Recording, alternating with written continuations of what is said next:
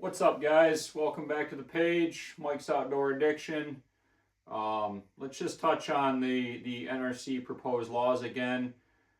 Wednesday, the 13th at 9:30, they have the meeting at Treetops Resort Conference Center in Gaylord. Things are getting crazy.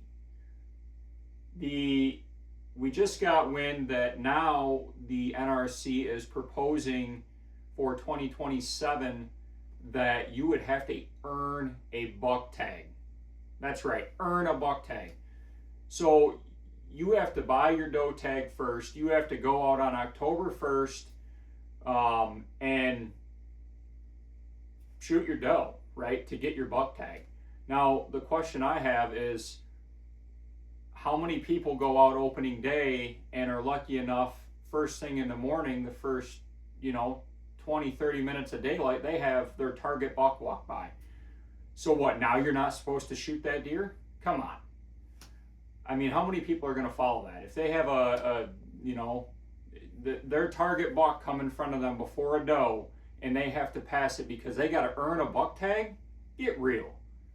I mean, I'm pretty open-minded on most of this stuff, but I'm not picking sides. I don't care either way. I'm still going to be in the woods, but now I feel like they're just taking it too far, right? Drop in the comments. Let me know if you agree with me. I think the earn a buck thing is crazy. I think it's really gonna stir the pot for us hunters, and it's gonna be interesting to see what happens. Again, all the other changes that they're trying to make, I feel like are kind of it's not really gonna happen. But we'll see. My question for you guys is, if some of these rules do get pushed through, how are we gonna adapt to the new rules? I've read some pretty crazy comments saying, if the one buck rule passes, that people are just going to shoot the first little button buck they see and they're going to dump it in the woods and blah, blah, blah. That's crazy. You guys cannot, we just cannot do that. I understand everybody has their opinions, and we're all entitled to that, but there's got to be a little bit of flexibility here, in my opinion. Again, I'm going to be in the woods either way. I just think the earn a buck tag thing is absolutely crazy. The other thing is something that got brought to my attention the other day is what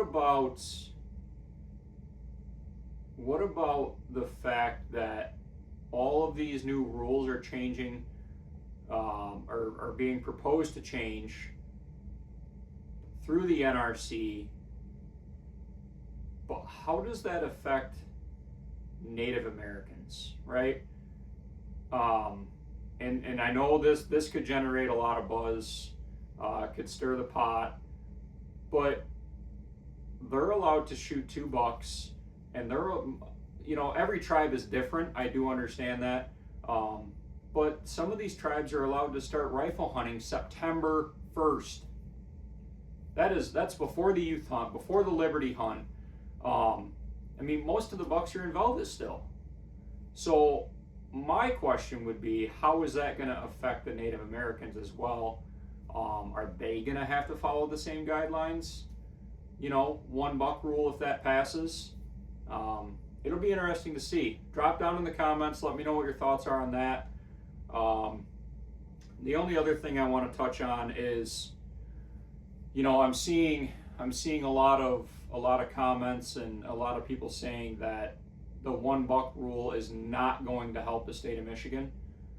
It may or may not, but a lot of those same people are the ones that said antler point restrictions would never help. And I've hunted Kalkaska, Gladwin, Crawford County. Now I'm in Antrim County, and the antler point restrictions have definitely helped. So who's to say that a 1 buck rule would not? Now, a lot of people are going to say it's for trophy hunters and this and that, you know, only for, they want to shoot a buck because of the inches on the horns.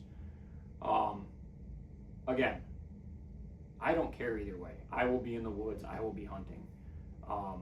Would I want a chance at a lot bigger buck? You know, maybe a once in a lifetime buck? Sure. But I get deer. I shoot nice bucks. I mean, my trophy room speaks for itself. These are just a couple, you know, that guy there, that's my daughter's buck. But I mean, these are northern Michigan sheds right here, just a couple miles from my house. These are big bucks.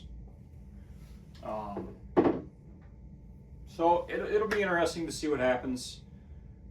Again, I make these videos to kind of get everybody's opinions. I'm not trying to start huge arguments online. We're all hunters. We're all outdoorsmen. For me, this is what I live for. Hunting, fishing. You know, these are my addictions. So yeah, you know, like I said, I think a lot of the stuff's going to get pushed back and it's not going to pass through. But if some of these rules do get passed through, you know, what are you guys going to do? You know, are you going to, you know, still going to hunt the same way you've always hunted, or you know, it'll just be interesting to see. Again, drop in the comments. Let me know your thoughts. We'll see what happens.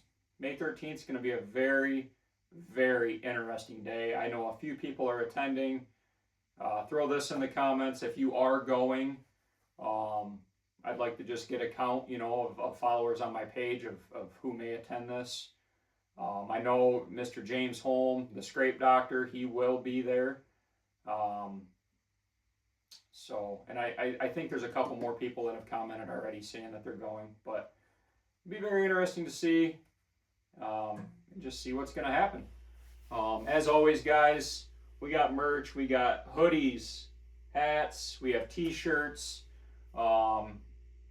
So just let's continue growing this page.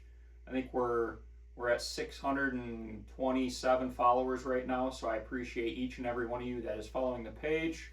Let's continue to grow this. Let's share the page, invite your friends.